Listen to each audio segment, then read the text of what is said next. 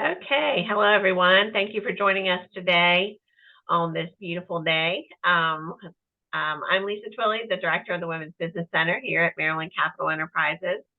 And if you're not sure about what we do, we are a nonprofit based here in Salisbury, and we service the entire Eastern Shore of Maryland, Baltimore City, Baltimore County, and Anne Arundel County.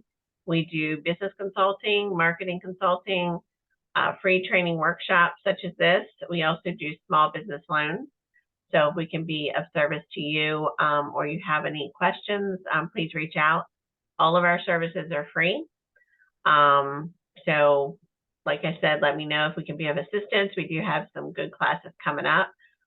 We have a couple lunch and learns coming up. One is in Ocean City on December 12th, and that's an SEO lunch and learn that will be offered.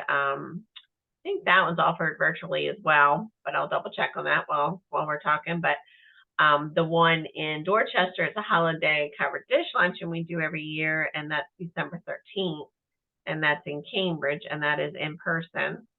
And then we do in January, we have a business plan and cash flows workshop coming up. We have a first steps of starting your own business coming up. And then Rosalind will be doing a 2-part series for MBE, SBE, and DBE certification process. So I put the link to the website in the chat, but if you have any questions about that, just let me know. And I also put my email in there. So if you have any questions, please reach out. So today we have Rosalind Davis with us from Rhoda Business Solutions to teach us about SAM.GOV. So thank you, Rosalind. We appreciate you and all you do. Thank you, Lisa. Thank you, Marvin. So hello, everyone. I want to thank you for joining today's webinar and also happy holidays to you. Today, this webinar is on the System for Award Management, or SAM.GOV Simplified. I'm Rosalind Davis, President and CEO of Rhoda Business Solutions, a consulting firm specializing in program and project management, lifecycle management, business administration, diversity, equity, inclusion, and accessibility training, leadership development, and logistics operations. So Rhoda, it provides customized solutions and training programs that are designed to meet the specific needs of each client by using widely recognized project management processes, tools, and techniques. Finally, Rhoda Business Solutions is certified as a woman, veteran, and minority-owned small business located in the Washington, D.C. metro area. And I have recently received my ISO 9001 certification as well. So I also want to thank the Maryland Capital Enterprise Women's Business Center, Lisa Twilley, for continuing to hold these platforms to provide this training to the community. Before I begin the presentation, Kamalia Blunt of Lord & Tucker Management, she is the one who connected me with Lisa, and ever since then, we have been providing these training sessions. I want to thank also Ms. Portia May of Full Armor Technology for allowing me to use some of her screenshots to develop today's presentation. Full Armor Technology is a global service provider of standing up or upgrading your network infrastructures, cabling installations, automation, smart home, cloud, and software as a service for federal and commercial clients. Finally, my disclaimer.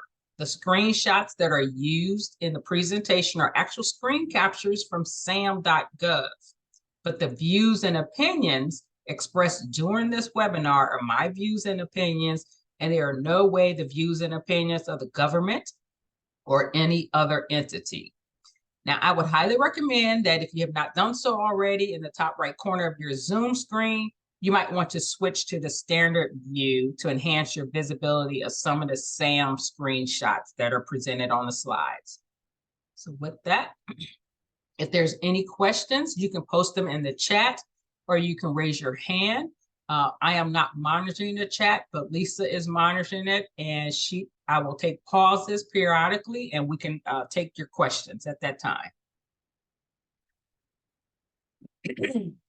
So moving on to SAM.gov. So SAM is the federal government's online database of vendors wishing to do business with the federal government. And I want to stress that this is business with the federal government. So here's the agenda that we're going to talk about today. We're going to go over what kind of required information and documents you need. How do you get logged on? How do you register your entity, and all the different screens that you have to complete within SAM to finally get to an active registration.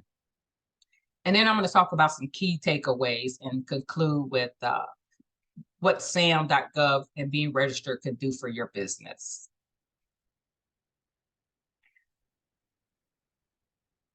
So before you register in SAM.gov, you need to probably gather the following information and documents. First, you need to have your employer identification number, or you may hear it referred to as EIN. You get this from the IRS.gov, and it's for your business. I have already posted the link in the chat. Now, you must complete this application online in one session, because you will not be able to save and return later. It only takes probably about 15 minutes, but you have to use a physical address. It will not accept a virtual or a post office box when you register for an EIN. And again, for security purposes, the session will expire after 15 minutes of inactivity. So you'll need to restart your application over. So when you go to apply, just make sure you have your business address and other information ready to submit to irs.gov. You'll also need your taxpayer identification number, which is the TIN from the IRS. This is also can be your social security number. Next, you need to make sure you have readily available your state business registration documents. This will have your company's legal business name, again, physical address. You can also have a mailing address, but you need a physical address as well, and they can be one and the same. Now, here's one thing I want to give you a little tidbit of information. You might want to Google your business name, sort of do a domain search on the internet. Make sure that your name is not already taken or similar to another entity. And also you want to search your business name in your state's website, because you don't want to have it registered with the IRS and then only to find out that it's taken or it's already used somewhere on the web. And you want to make sure that when you go to the IRS that you have your state documents, and I recommend that you put them on your desktop for quick access. Now, when you register for SAM.gov, you'll also need to have your business bank routing and account numbers. You'll need to have your offerings, and your offerings are your goods and services, also known as your North American Industry Classification Codes, and your product service codes, PSCs, that you plan to sell to the federal government. You will also need your point of contact information. At a minimum, you will need the full name, email address, and phone numbers. And if that's you, that should be easily to insert into SAM.gov. Now, SAM.gov made a change earlier this year, and only employees, officers, and board members can be entity administrators in SAM.gov. If you're submitting your registration after that time, this should not even be an issue for you. They were cutting out on third-party people registering entities within SAM, so they can no longer be listed as POCs. So logging on. If this is your first time logging on, you'll have to go to SAM.gov. and read and accept the terms to advance to the login screen. Now, your screen may look a little different based on the browser. I use Internet Explorer. So if you've never used login.gov for logging on to, let's say, other websites, maybe USA Jobs or VA.gov, you will need to create an account. If you already have a login.gov account, you can use the same username and email that you have used on other sites that use the login.gov platform. So again, the login.gov is a two-step verification process. So make sure that you have access to the method. Either you set it up via email, your text, or your phone call for your verification, because it will time out after about 10 to 15 minutes. And then once you get that one-time code, you'll come back here to the screen and enter it, and then click submit. So moving on to the entity registration. So on this screen, you would just click get started once you are logged in. Now, as of May 26th, SAM.gov did another update. So if you will see this screen as a new registrant. If you are renewing or updating your SAM registration, you will see this screen as well. And we'll walk through this screen. So it's going to ask you, what is your goal today for registering with SAM.gov? And you want to select directly with the federal government. And then you also want to select as a prime, because if you are a subcontractor, subcontractors don't submit offers or bids directly to the federal government. So you want to make sure you set yourself up as a prime contractor to the federal government. So on this screen, it talks about your entity, who required you to register in SAM.gov. I would recommend that you select it. I decided on my own. As the company officer, you're making the choice to conduct business with the federal government.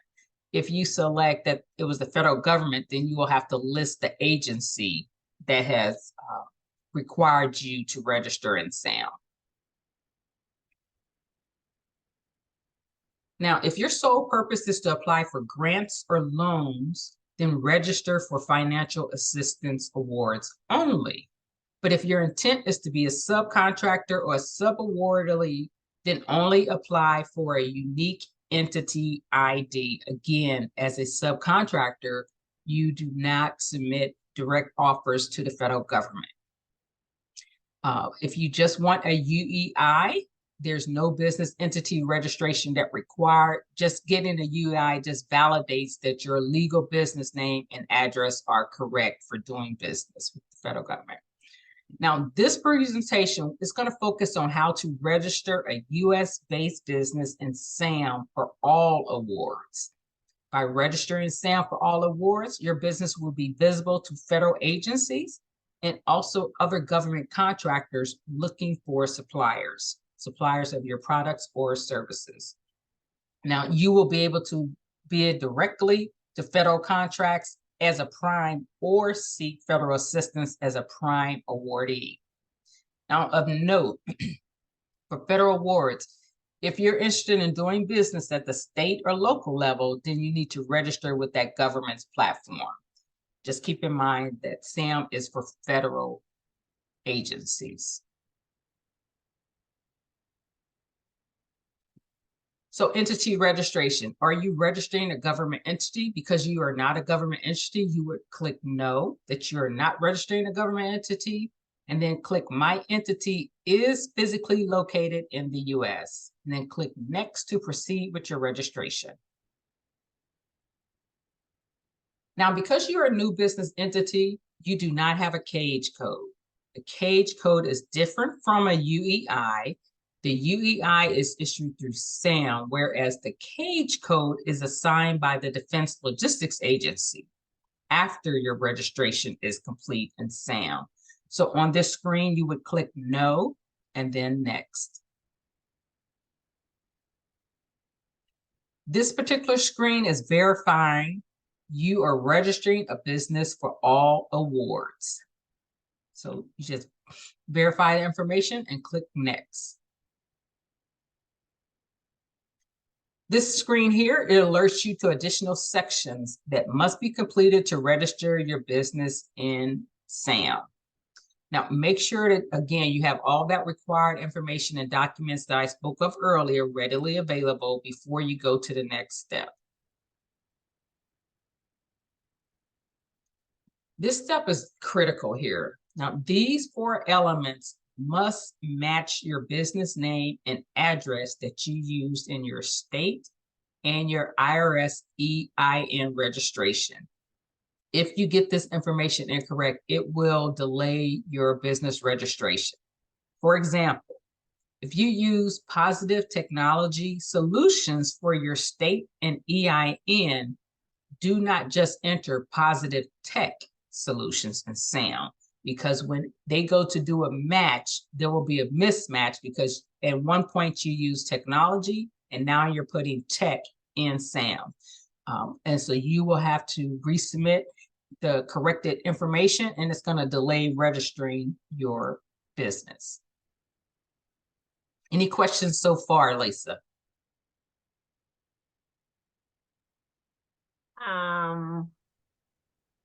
Here we go. Brandon's asking best way to reach out about SBA stuff. I'm in California, starting an AI company for crisis detection and prevention. I do not see email or site. There's no, it's in the chat. Is that what they're referring to? I'm sorry, what did you say? Is he asking for the site for SAM.gov? It's in the chat. No, I think best way to reach out about SBA stuff. Okay, I'll reach out to him directly. I think that was to me directly. I'm sorry. Okay. No. And then, yes, this webinar will be made available. We'll be sending out the recording and slides. So we'll be sure you get that. Question, does it matter if case sensitive when inputting biz info at entity registration? No, it's not. Okay. All right, so then I'll get back to Brandon and we're good to go. All right, moving along. All right, on the screen, you're getting ready to validate your business entity. As indicated, you cannot use a post office box or a virtual address for your physical location. If you do, it will delay your registration because you will not be able to move forward. This is also where you will acknowledge that you can provide official documentation to validate your business entity. So on the next two screens that I'm going to show you, the one on the left, you would enter the year and use the drop down to select your state where you registered your business. And then you'll be asked to confirm your entity information if it's correct. So if everything checks out, you will click next. This particular screen, you would view the list of acceptable documents. Some examples are your articles of incorporation, your articles of formation, certificate of formation, state receipts, your IRS EIN documentation are all examples of acceptable documents that you can upload in SAM for your business entity registration. You have to upload at least 3 documents and you have to do it one at a time. Although the screen says you must attach 1 or more, trust me, you need a minimum of 3 uploaded documents. And if you don't put in 3, it will not allow you to advance to the next screen. It'll just be grayed out. So just make sure that you enter 3 different documents. Now, if you successfully uploaded your documentation, congratulations, you have just submitted your business entity for validation. Now, at this point, you can check your registration status by going to your workspace up there at the top right of the corner. And as you can see, this business entity is in the draft registration stage. Entity validation, it can normally take anywhere from 3 to 5 business days. If everything checks out, your UEI will be visible the next time that you log into SAM.gov. Now, assuming that everything checks out, when you log into SAM.gov, you can go to your workspace, click on Work in Progress, and then click on those three dots that are highlighted there on the screen and select Update from the Entities Action menu, because at this point, you are continuing with your business registration. Now, what it's asking you to do is to revalidate your entity again, except for this time, when you see this screen, your entity should be listed. Click the button that says, I recognize my entity, and then click Next. Your UEI will be pre-populated on the next screen. Now, from this point, you still need to complete your registration for all awards. Now, core data, this is the first section within SAM that must be completed. So this slide here is going to outline the necessary steps to complete your registration. As you can see, there are several subsections under core data. Unfortunately, these steps must be completed sequentially. The system will not allow you to skip around to different sections. And then once you complete the section, you'll get a green check mark indicating that you have completed that applicable subsection. At a minimum, I suggest that you read the page description on each screen in the blue box before you enter the information. Mandatory fields on each screen are marked with an asterisk.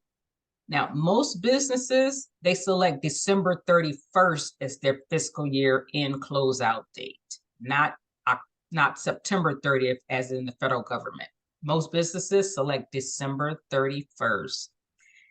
Now, a marketing partner ID number, or MPN, you will need this. It's a 9-digit alphanumeric password that you create, and it's used on authorized partners' websites such as grants.gov. Once you've created here in SAM, you will rarely use it again within SAM, but it's mainly used in grants.gov. Now, the physical and mailing address, if they're the same or if they're different, will be pre-populated. Under your tax ID number, or your TIN subsection, use the drop down to select the TIN type. Now, if you remember, the TIN type can be your tax ID number or it could be your social security number.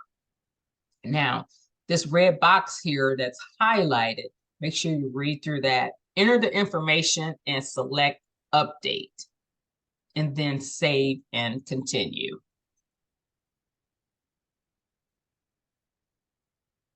If you recall on previous slide, I used my social security number as my TIN. So for this particular slide, it is asking me for the most recent tax year as an individual. For example, I started my business in 2022, so my recent tax year as an individual was 2021. So I would enter that information, click Save, and Continue. Now for TIN matching, you will get a one-time password emailed to your login.gov email account. So make sure, again, you have that readily available. Click the button that says Send the Password. Once you get that email with the password, come back to the SAM.gov and enter that password to proceed to the next screen in SAM.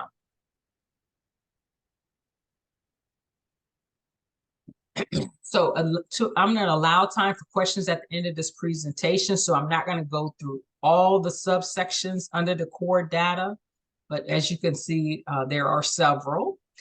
In this general information subsection, the focus of this slide is to point out the security level of a business entity versus the security of its employees. The entity security level is the facility clearance level for the business, whereas the highest employee security level refers to the employees. It's very important to make that distinction, that you don't get the two mixed up. And this slide is a continuation of the previous general information subsection screen in SAM. So if you recall the note inside the red box probably about 4 slides ago that stated, if you selected your social security number as your 10, on this page, you must select either a sole proprietorship or LLC on the general information page later during the registration. That was the previous slide. So you select the organizational factor as applicable to your business. For instance, mine is a sole proprietor limited liability. So I selected both the LLC and sole proprietorship. The last part of the general information subsection is here on the far right. Select the applicable socioeconomic categories that apply to your business as they stand today. However, I want to caution you, the government will verify your veteran and women-owned and other status that you check in this box before awarding you a contract that has a set aside. For instance, if you submit a solicitation responding to a woman-owned set-aside contract and you happen to win that award, they will verify that you are in fact certified through SBA as a woman-owned business. Roslyn, Yes. quick question. What does MPN stand for? Marketing partner number. Okay. Yeah. And it's Thank you. more of a account number, not just more of an account number that you use in grants.gov. Okay. It's listed here in SAM, and you need to have a password for it. That's what it's a password, but you rarely use it in SAM. You mainly use it in grants for when you're applying for grants. Okay. Okay. So on this screen, you want to review your core data entries before proceeding to the assertion section. And again, you'll get the green check marks once you complete each section within the core data. All right, moving to the assertion section. Lisa, are there any questions before I move on? That was just the one. Okay, no problem. I didn't want you to get too far ahead before I, got that answer for her. No problem. Okay, so within the assertion section, this is where you will select your products and or services that you wish to sell to the federal government. So these products and services offerings are commonly referred to as your North American Industry Classification Codes or your product service codes. I have put both of those links in the chat, so you can go through those at your leisure and then select the applicable NAICS codes or PSC codes and put those, select from the drop-down menus in SAM.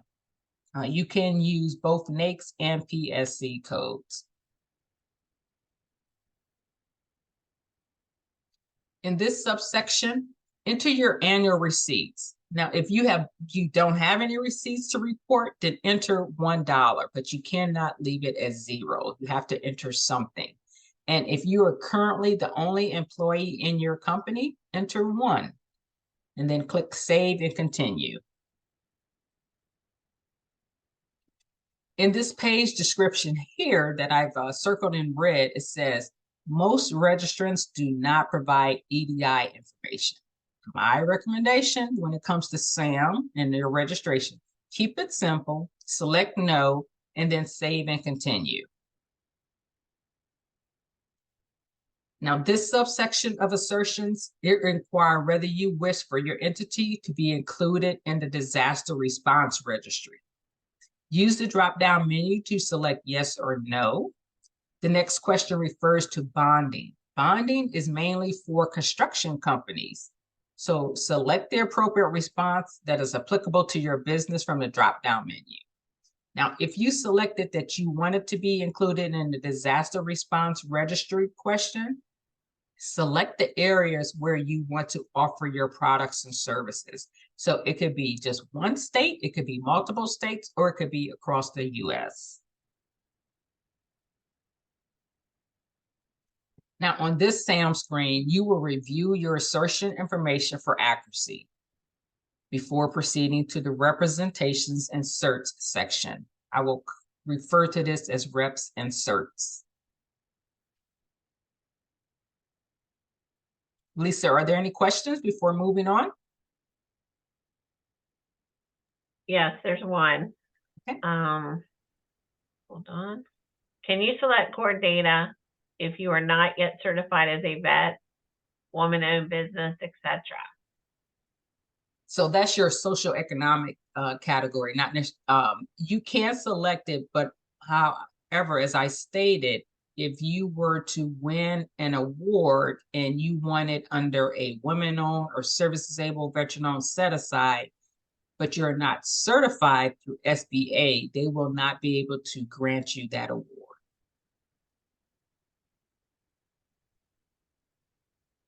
Does that? That was it. Okay. So reps and certs. These are written guarantees made by your entity to comply with various requirements, and they are required for the conduct of business with the federal government. So to make sure I leave time for questions at the end, I'm only going to cover FAR Response 1. This subsection refers to the persons or persons within your entity that's responsible for determining the prices offered in your bids and proposals. So you can click on the FAR link if you require further clarification prior to entering the name and title of the individual or individuals. So you can click on each of these FAR responses and it will take you to the FAR clause that it is referring to for you can get further information.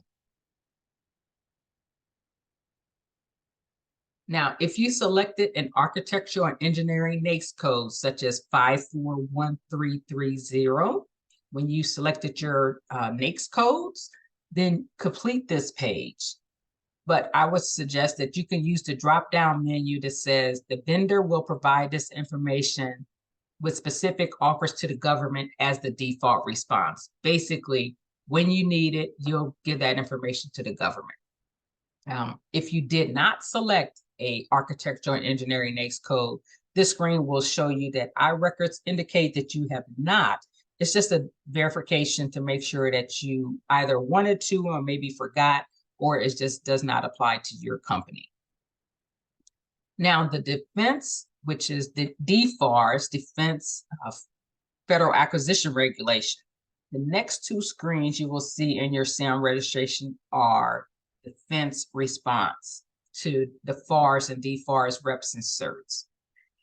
So the first screen, defense response, asks if you wish to bid on or currently hold DoD, Department of Defense contracts. Click yes or no. And if no, the rest of the screen will be not applicable. So in the FAR DFAR subsection, there will be a list and a link to the provisions that you are required to read. And until you read them, you will not be able to advance to the next screen because there's a checkbox at the end of the screen. So here's that checkbox. Upon completing reading the FAR DFARS, then you have to acknowledge by checking that box in order to proceed to the next screen. All right, for this screen, you want to check the appropriate box if you wish to apply for federal financial assistance, such as grants. If you don't, just click Save and continue to proceed to the point of contact section. Lisa, I'll pause. Are there any questions? No, I don't see any. All right. So at a minimum, you will need to enter your full name, your email address, and phone number of your accounts receivable point of contact. Now, if this is the same individual is the sole proprietorship, your electronic, your government business, etc. point of contact, then I suggest that you select copy from in the drop-down menu, and it will duplicate your point of contact information, thus saving you time to keep re-entering the same information. Now, just a reminder though, that only employees, officers, and board members can be entity administrators in SAM. You cannot use any third-party third-party registrants within your SAM business registration. Now, moving to the small business certification. Now, if you are a small business, I highly recommend that you visit the SBA, Small Business Administration supplemental page /DSBS to view and update your SBA profile. You'll see this here on the bottom of the screen in SAM. However, that link rarely works. I would suggest that you Google it and enter the website that way. I've also put it in the chat. Now you can complete this screen after you submit your business registration into this SBA supplemental pages, or you can just skip this section, but just remember to go back and complete it because it is used for market research to locate small businesses. The federal government uses, and also other federal contractors will use it to locate small businesses. Now, submitting your registration. Now, on the final page, you want to review all your information that you provided and make sure it's accurate. So if everything looks good, click Submit Your Registration to complete the process. Now, after you submit your registration, it could take anywhere to 10 to 15 business days for your business entity registration to be verified and activated. Once it's verified and activated, then you will eventually get a cage code, which normally takes about another week. Once you have your business registered and you have your cage code, you will see that your registration is active and you will receive a confirmation email. Now, here's some key takeaways and conclusion. Now, before you start your SAM registration, make sure you have all that required information and documents readily available before you begin the registration process. Make sure that your business information that you enter in SAM, it matches your IRS EIN information and your state registration information. Now, if you decide to complete your SBA profile after you complete your SAM, just make sure that you complete it because the government and other federal contractors will use the SBA's supplemental pages to find small businesses.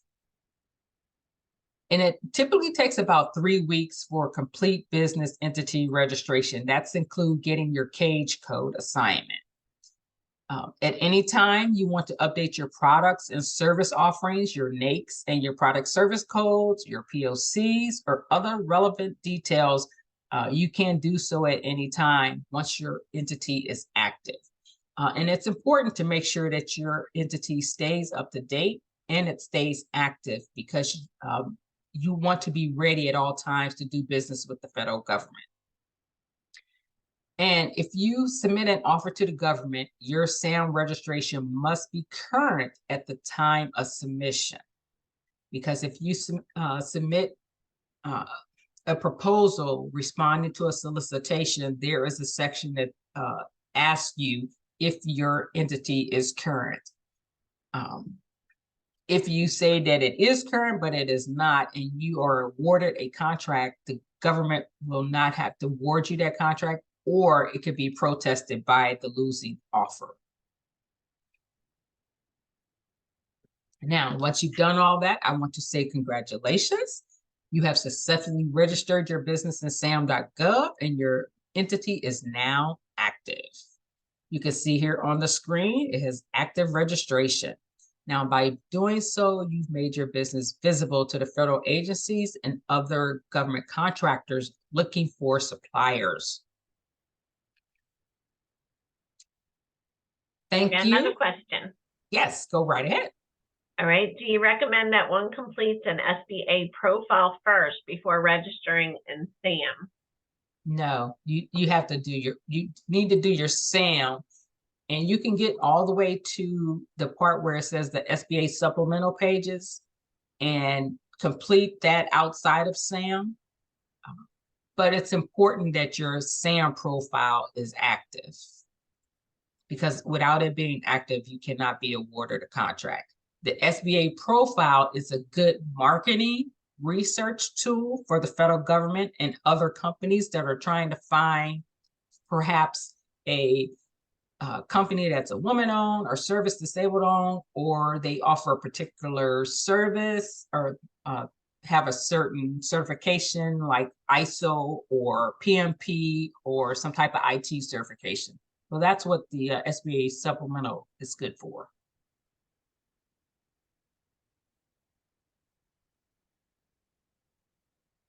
Any other questions? There is something, hold on. My SAM registration is active, however, I need to change my address. How do I do that? You can go in and change your address. Now, when you go in and make updates to SAM, it depends on what you want to update. You will have to go back and click through every screen. You will have to go back and click through every screen, although you only want to change your address. The beauty, though, is if you're just changing your address, it typically takes maybe 2 days for them to just verify that you have changed your address. Okay. All right, here's another one. In the workspace, would you know where I could change the name of my company? I'd originally submitted our name in 2017. I changed the name in 2018, and Maryland will only do an addendum. I'd submitted my SAM.gov application and received an email that I needed to verify and update the name. I put in the second name without thinking because that's what I always use, and they want the original name. In the workspace, I cannot figure out in core data or anywhere else how to edit in the workspace, and the SBA tab isn't there to try it that way. So does that make sense? It sort of makes sense. In that particular instance, there is a portion where you can submit a incident ticket. And so I would recommend that you submit the incident ticket and explain in your comment section that you have a new business name.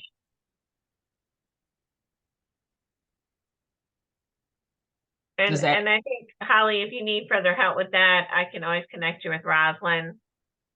If you have further questions, more in-depth questions like that. If that doesn't work for you.